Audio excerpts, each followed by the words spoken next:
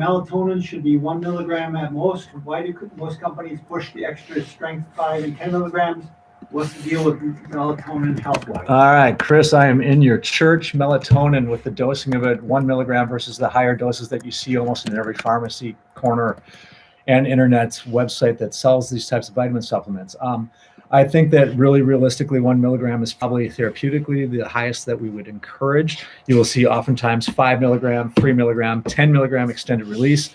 Melatonin is kind of an interesting substance. It's what kind of governs our sleep and wake cycles. So when we are using that to help us sleep, at nighttime, our melatonin levels go up, sky high to help us sleep. And then in the daytime, melatonin drops and we wake up. So when we take melatonin to help us sleep, it's important for us to use it probably an hour or two before bed.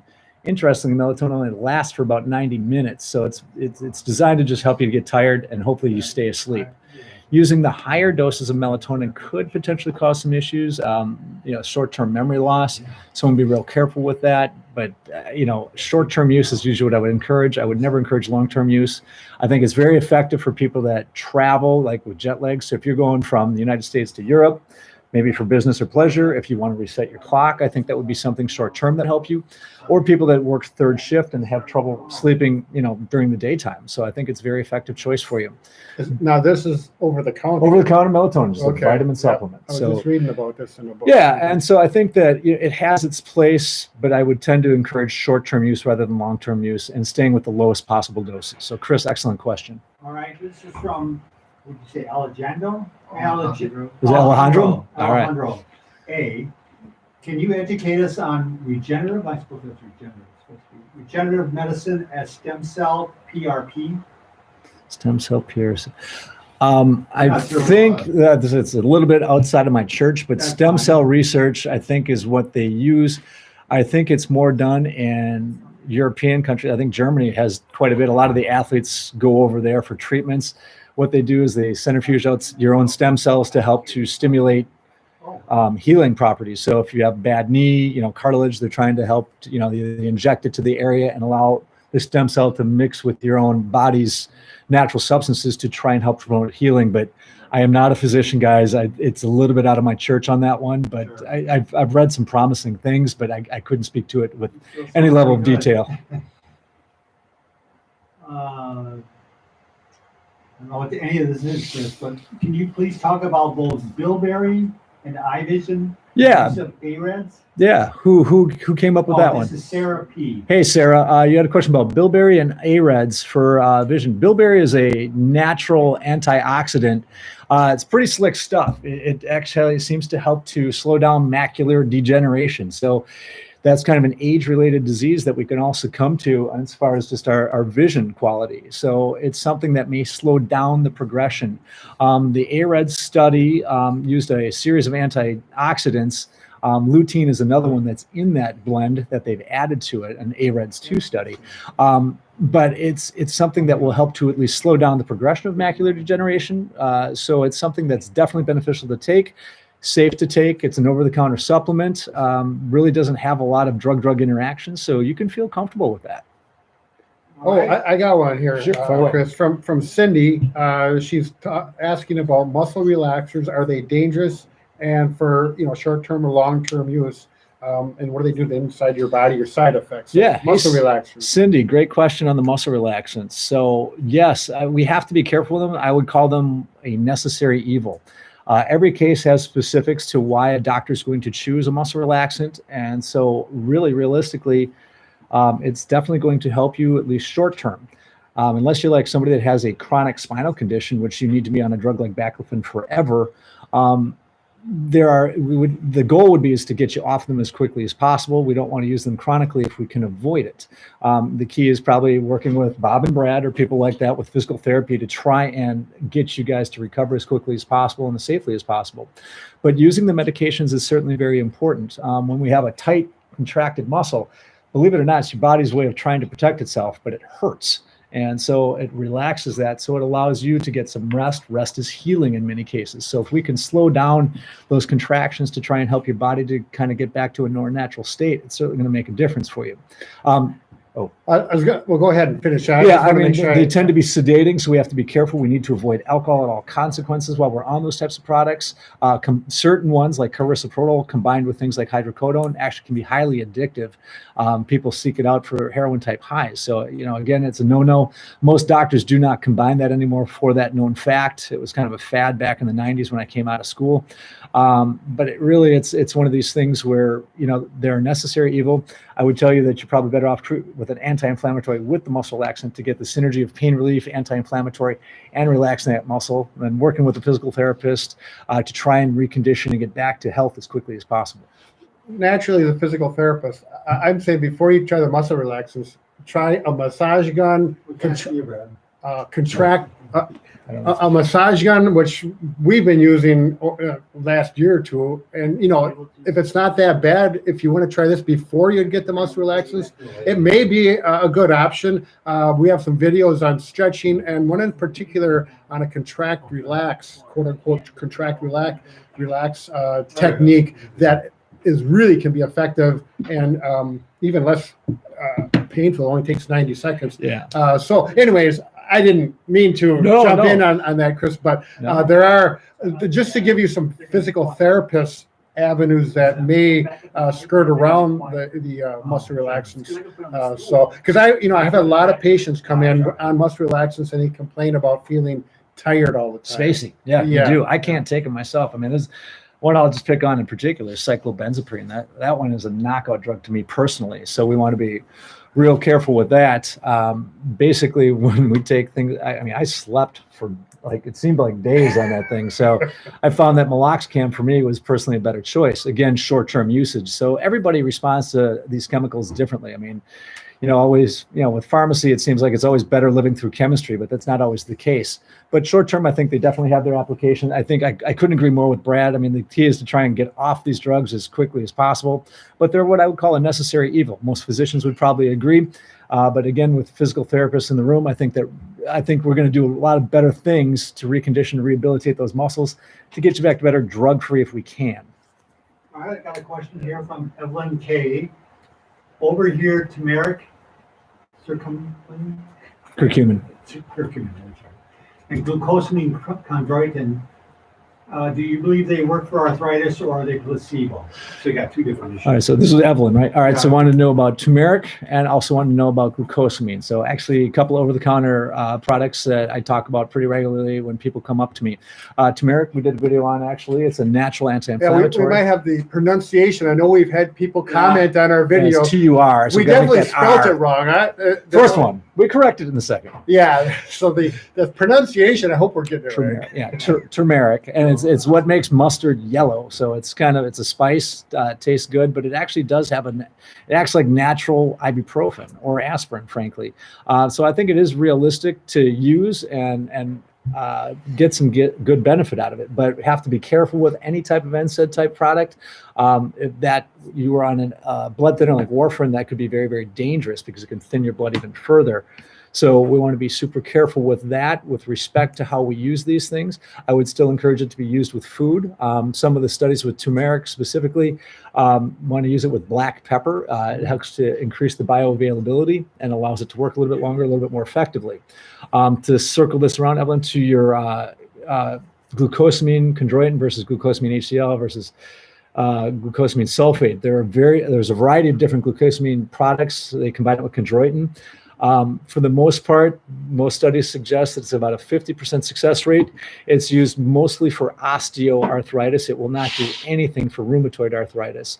Rheumatoid is a progressive disease with your immune system that's damaging the joints and the bone integrity because your body thinks it's an infection. Osteoporosis or osteoarthritis is wear and tear arthritis. So, we got bad knees, bad ankles, sports injuries, just life. So things like glucosamine can help to at least create kind of a lubrication for the cartilage to try and help those joints move more freely. So I think it's something worth trying. Keep in mind it's about a 50% success rate. Whether or not it's placebo or whether or not it works, I actually use it myself. I specifically use glucosamine sulfate It's a little bit more bioavailable. When you use drugs like glucosamine chondroitin, they tend to be more expensive. Chondroitin is a big molecule that way back in the 90s when it got really trendy, they used to think it was a carrier molecule, and they thought that it would bring the glucosamine in the system better. Really not true. It's too big to be absorbed. You just excrete it out. So I would tell you to stick with glucosamine sulfate. You get more out of it. And, try it for 2 months. If it doesn't help, save your money because it's not going to work. And that's something over the counter. Over the counter. Okay. Yep. And you have to be careful with, carefully, if they have a crab, shellfish allergy, Oh, got to be yeah. careful with that. Also warfarin. It can actually potentiate your warfarin, which is a blood thinner. So talk with your doctor, talk with your pharmacist, make sure it's safe for you. Excellent. This is from Sue N. Does boron promote estrogen production? Many joint supplements have this. Not really sure, Bob. So you stumped well, Chris. I I don't know. I'm sorry. That one I'm not familiar with. I mean, I've seen boron used. It's not something that I don't know enough about it to feel comfortable recommending it. It's used. I've seen it used for circulatory issues, but I have not seen it much for anything else. And other than reading it in just something that caught my eye in a magazine, like a trade magazine, I couldn't tell you. Anything about Vyvanse? I don't know what that is. I think cold turkey on Vyvanse. This is not a supplement. Okay, they want to know about the attention deficit drug Vyvanse. So it's a drug that's a stimulant. It's a C2 narcotic in the United States. People use it for attention deficit disorder, ADHD type things. So it helps us to focus. Did you say C2? Yeah, What's it's that a mean? controlled substance. So it's Okay. C1 would be street drugs like heroin, crack, cocaine. C2 would be prescription drugs in the United States. So it would be your oxycodones, your Adderalls, your Vyvanse, your Ritalins. And that's In this just- case, he's asking about Vyvanse. He finds that it's very expensive, and he's wondering if there's over-the-counter supplements that would help them with that. There's really nothing that's going to replace that type of stimulant. What I might encourage you to do would be to, if you're a United States resident, look at things like GoodRx. There's a variety of different discount programs out there that might help it to make it a little bit more affordable. More importantly, if you can actually talk to your physician and try generic Adderall, it's the D-amphetamine sulfate. It's a salt combo product. The tablets are immediate acting. You'd have to take it twice a day. But it'd be abundantly less expensive. So that might be something that could help you from that regard. But when you have these people that take Focus and Mindbender and these types of products that help you to stay more focused, I haven't seen a lot of research that's really going to be groundbreaking or earth-shattering. So I would maybe talk to your doctor about switching to generic Adderall tablets and using GoodRx. That might be something that could help you out. GoodRx is a brand? GoodRx is actually in the United States is something you download on a smartphone, and basically it's just some group of really nice people set aside some funding, and it just discounts medications in pharmacies all across the United States. We use it quite readily at mine. I got a question from Justin C. How to tell which vitamins and supplements are the least irritating for GERD sufferers? Okay, well, Justin, that's a really good question. You were wondering about vitamin supplements and GERD suffering. So all vitamins in general can irritate your stomach a little bit. So I encourage people to eat before they take it to try and help to enhance absorption. So this is about heartburn. Yeah. So we help to enhance the absorption of the vitamin itself and hopefully buffer the stomach a little bit so that you can swallow it and hopefully not get that heartburn or reflux. If you are suffering from reflux, make sure you discuss that with your doctor. I mean, we can do some over-the-counter supplementation short term, but anything that persists over 2 weeks, you really should be talking to your doctor because we don't want to miss something more serious. I mean, if there's some sort of erosive esophagitis or something weird going on, pyloric sphincter is all messed up. I mean, there's a lot of things that could go wrong. So it's important to discuss that aspect with your doctor for sure. Thoughts on taking aloe vera for inflammation? What's the name of it? I don't know. All right. Well, somebody asked about aloe vera and inflammation. Aloe vera is a natural substance. It has been around for thousands of years. Egyptians pioneered kind of, I think, it seems like historically, it seems like the Egyptians were kind of ahead of the curve on that. The plant itself is a very watery-based plant, and a lot of people will apply it topically for wound healing. I have not seen internal use that's been actually documented that's been effective for things like arthritis or joint pain. I've seen studies where it can cause excessive amounts of loose stool, which can lead to dehydration and electrolyte imbalance. You mean putting it on your skin? Well, drinking it. Drink- There's people oh. that drink aloe vera juice. And, Oh, okay. I mean, they sell it. It's something that I'd be real careful with. Mhm. Maybe discuss those aspects with the doctor. I think topically for sunburn, it works great. Wound healing, I've used it. I mean, aloe vera, I got a cut, and it really does speed healing. So, I mean, some of the old school science definitely works. I was just in Florida and they talked about make sure you get the natural, even right from the plant. Yes. For sunburns, it's better than the. Yeah, you literally process. just cut it and you just rub it right on. It's kind of a gelatinous goo. It's pretty slick and it works effectively, folks. Yeah. But topically, I would be much more in support of it than So, necessarily internally. Topically, meaning on the skin. Right on the skin. Right on the skin would be the best way to go. All right, I have a question from Teresa E. Which magnesium is good for muscle relaxation? I heard the ones that have oxide are not good. Magnesium. I mean, the business end. I mean, You want to repeat? yeah. So you're wondering about Teresa, right? Right. Teresa, hi Teresa. You had asked about magnesium and if it was helpful for muscle relaxation. Magnesium is an important ion that is used in the action potential for the muscles to fire properly. Taking me all the way back to 30 years ago in school, so sorry. But magnesium itself, whether it's an oxide, HCl, citrate form, there's a lot of different forms of magnesium that are out there. It's also used as a laxative. So it will relax smooth muscle, which is why it works as a laxative. But insofar as skeletal muscle, it does have some benefit for that. Also works in migraines, helps with heart functioning, helps with blood sugar regulation. So magnesium is a very important nutritional supplement to take that's hard to get through our daily diet. Honestly, I would tell you that whatever salt form you take, whether it's oxide, whether it's citrate, whether it's HCl, it kind of comes down to what you absorb well, what you tolerate well, and doesn't cause you to get an upset stomach or feel uncomfortable. So that may differ from one individual to another. Yeah, across so the I think board. it's just choices, and I think really the pharmaceutical companies that structure these things together look into optimization of cost, kind of a look at me, I'm going to do this one here because I can do it differently. At the end of the day, the important element is the magnesium itself, whether it's the salt form, and everything has different bioavailability and characteristics. So one may be much more absorbable than the other. So you have to kind of find that natural balance for you as long as it's not creating side effects. You have to watch it with certain antibiotics and certain medications because it can interfere with the absorption of those. So be careful with using magnesium. But I think it's reasonable to try it to see if it helps create some skeletal muscle relaxation. I think it's got its place. So you can certainly feel safe doing that as long as it's not going to interfere with anything and as long as your gut tolerates it. That's a good for you. All right, let's see what we got. So Mega 23, is there any meds to help my inflammation due to osteoarthritis in your back? I'm unable to take anti-inflammatories due to taking a blood thinner. So you eat healthy and you walk 30 minutes a day. All right, Mega, I think it's really important for you to continue to exercise and walk.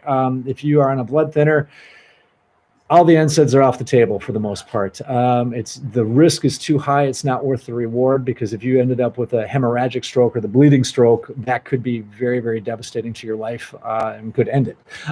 So it would be something that I guess I would work with your doctor to see if there's other things. But I think the weight-bearing exercise, probably I would probably go to Bob and Brad's website to look for some things with osteoarthritis and spinal pain to see if there's any stretches that might provide you a little bit of relief. I don't know if you want to chime in on this one. Yep, some gentle back stretching to start out with, which we do have a number of stretches that we'll start out with, easier stretches and progress as tolerated. Your stretches should never create any pain or any sharp pain. They should just feel like you're getting range of motion and a gentle stretch pain.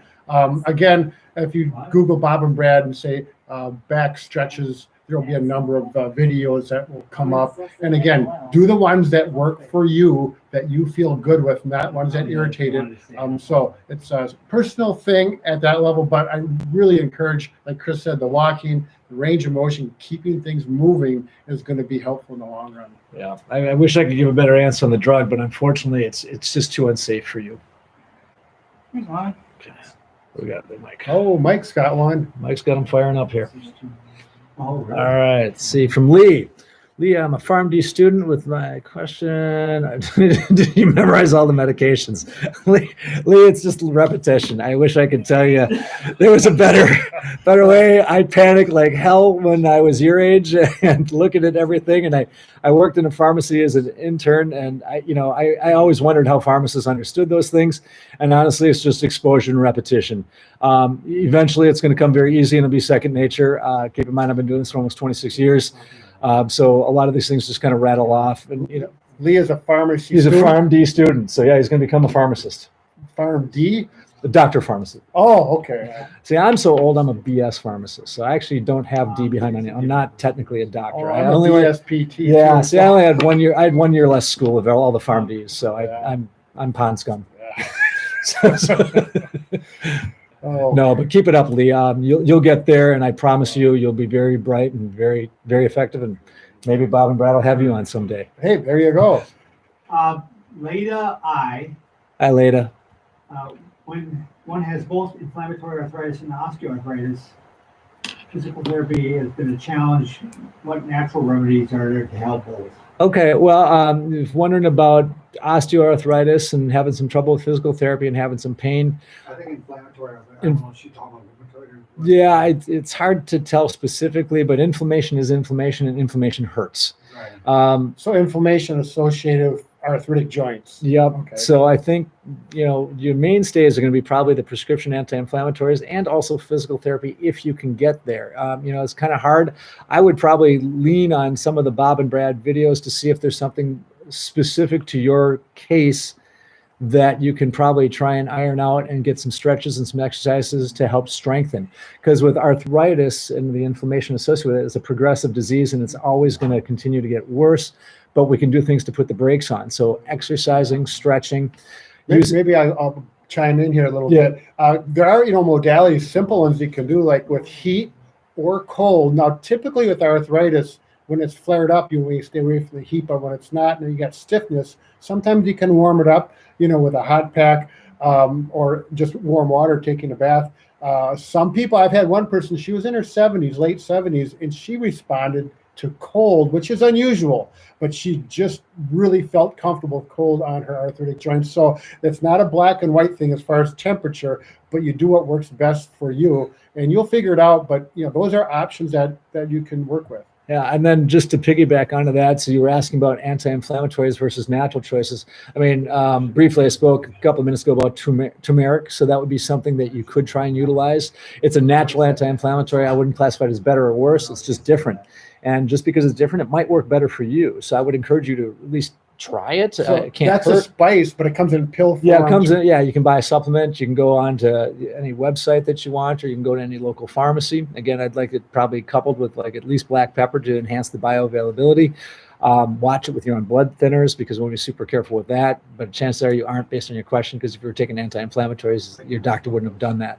But that said, I think it's either that or trying a different anti-inflammatory and keep working with as much exercise and stretching as your body will safely allow you to do, to try and see if we can get some semblance of improvement for you. All right, next one is she's a top fan, Rebecca M. Rebecca M. Any good over-the-counter for hot flashes? That's a tricky one, Rebecca. There are things. But, Repeat the question. oh, okay. You're wondering if there were anything over-the-counter that were effective in treating hot flashes. I think there are things you can definitely try. They're going to contain either black cohosh, soy isoflavones, red cloverleaf are the three products that are most commonly used. They're phytoestrogens or plant estrogens, and they can help. They have a weak estrogenic activity, so it stimulates those estrogen receptors to try and help you to get some subtle relief from some of those hot flashing that you can experience as you get to that lovely time in women's lives that are known as menopause. With that particular, it can interrupt sleep. It can be pretty disruptive. So I think it's something that you could certainly try. Check with your doctor, your pharmacist first, because if there's any chance for types of cancers, or if you're a smoker, there's risk for clotting. So they are weakly estrogenic. So I think it's safe to try it in the most part, but make sure there's just nothing that could interfere with that specifically. Could you? Oh, these are natural ones. Yeah, these are all Could you over the counter. repeat the three? Yeah, black cohosh, soy isoflavones, and red cloverleaf. Where do you get those? Any pharmacy you want or online, you can find them. And there's a product, there's an over-the-counter product called Estroven that and I think there's Rejuvica. So there's a couple of different ones over the counter that kind of couple them and piggyback them together.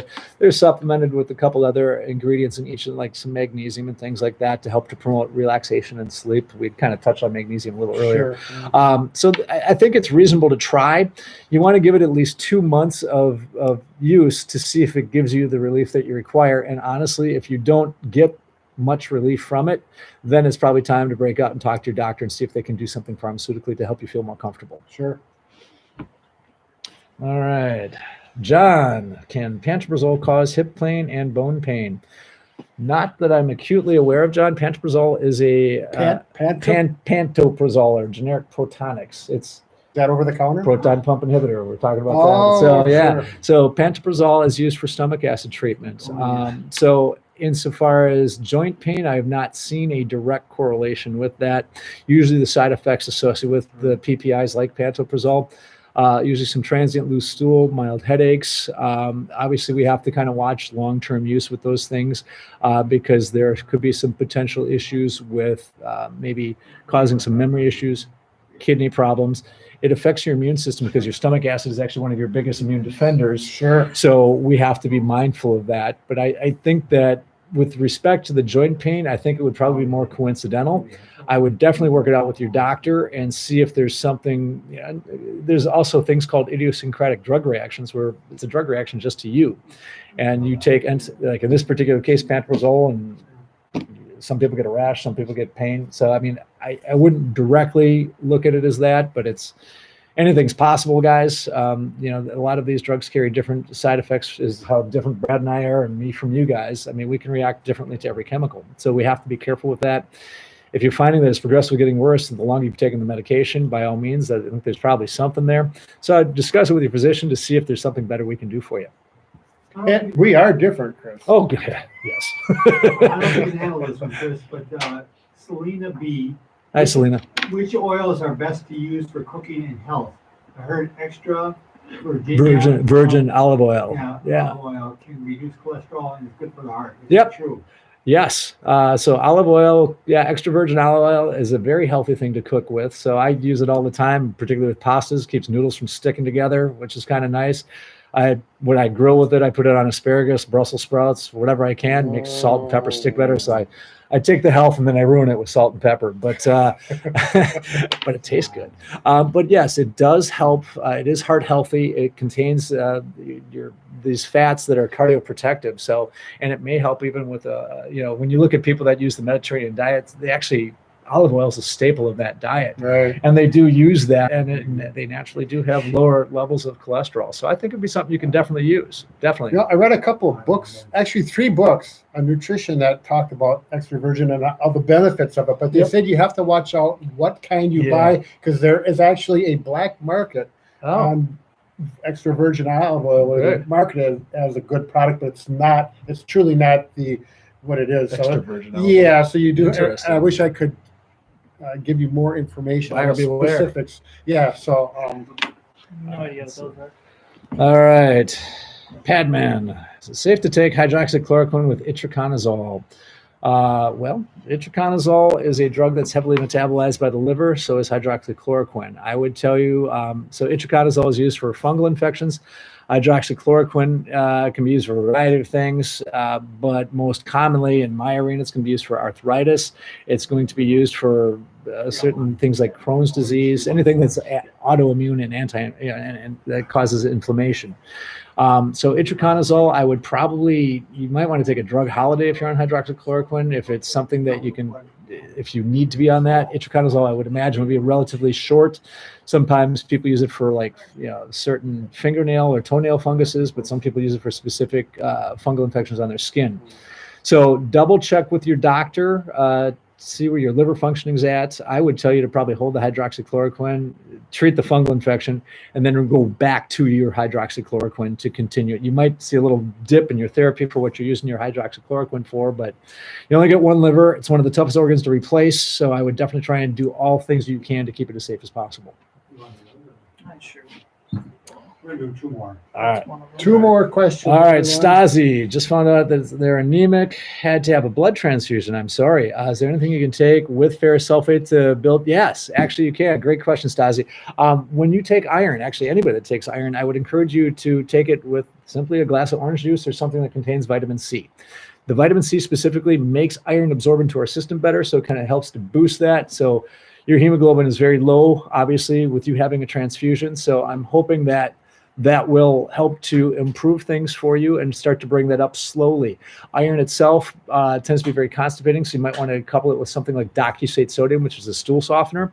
Might help you to be a little bit more comfortable because it can harden stool and make it harder for you to pass that. So constipation is a relatively dominant side effect, but anything with vitamin C enhances the absorption of iron. So that hopefully will help bring those levels up and get you back to healthier quicker. So a juice, or it could be. It could be a juice. You or could even pro- eat an orange. I mean, frankly, Sure. that's even better. There's less sugars that way. Right. Yeah, I know a lot of orange juices. It's all sugar. Laced with sugar. It's all laced with sugar, but it tastes good. But there's problems if you're diabetic. All right, last question. Judy S. I exercise every day, but I do take medication for pain. Is there a difference in pain medication that states the area, like, back pain medication? All right, Judy was So asking. many medications to choose from. I just want to help making that choice. Okay, so Judy was wondering if she's got chronic pain, sounds like back pain. She's wondering if there's something that's more specific or ideal to back pain. Well, unfortunately, Judy, there's not like a magic bullet that, if you take, I'll just pick on hydrocodone with acetaminophen, you take that, it's not going to go to your back. It's going to go all over. You have pain in your head, your finger, your back, your knees, your toes. Pain is a perception that's it's the lower brain area. It's a protective mechanism. And when we take painkillers, basically it turns that mechanism off. You still have the pain, it's still there, it still exists. You just don't care about it. So really it comes down to tolerability, side effect profile, addiction level. It sounds like you have a relatively chronic problem. I would work with probably your doctor, probably see if you can get set up with some sort of physical therapy to try and help to manage your pain symptoms more effectively. My inclination is that if you can avoid using long-term narcotic use or pain relievers, if you use like acetaminophen or Tylenol or paracetamol with an NSAID, I think that as long as you're not on blood thinners, I think that would be something you can consider. You may have already done that. Not all drugs are created equal. And again, because we are so different, a different drug might be a better choice for you. So I would work with your doctor, your pharmacist, maybe reach out and see what you've tried in your history and seeing if the little switch might change things up. Again, I can't stress, probably working with physical therapy and trying to get some core strengthening if it's the back to try and see if we can take some pressure out of that spine. But again, some people with very advanced spinal conditions, sometimes pain relief and pain relievers are the only way to go. So it's hard to tell without knowing your specific condition. In relation to the specific treatment of the body, what you can do is a hot pack or a cold pack with back pain. I've had a lot of luck personally as professionally with patients. Is a cold pack you can put directly on it, but how you position your body with that cold pack can make a tremendous difference on settling that pain down. And we have a number of videos on that. I can't show you over this media in the time frame we have, but we do have a number of videos that talk about back pain and back pain relief with relation to how to use hot packs or cold packs. And massages as well. Absolutely. We got massage guns that you can do, or someone else. Very good. Yeah. So if you can't reach back, sometimes it'll help masseuse, but those guns definitely do some good. So that's for sure. Yeah. So those are some of those Why don't you alternatives. wrap up and say we'll be doing this again? All right. So we're going to do this again. This is our first time. We had a little technical problems, but our IT people or other, I don't know what we call them, but they did an outstanding job. Outstanding, guys. Outstanding job. So when we're going to do it, do we know exactly yet? We'll announce it. Yeah, we like to be kind of Spontaneous. stealthy and covert about it. So, Yeah, but we're going to come back. We had a good, This is great, man. I love this. The Yeah. questions are fantastic, Yeah. guys. I really appreciate them. Keep them coming. Yeah. If you want to pop on the Facebook, I get on there every now and then. I'll try to answer them a little bit too. Just personal notes. I'll see what I can do to help you out. Thanks. Have a great day, guys. Thank Be you so much for careful. attending. Be careful. Be careful. Do to them before they do to you. We're still live. Oh. So don't say anything you don't want to say. Still over here too, huh? Yeah, I mean,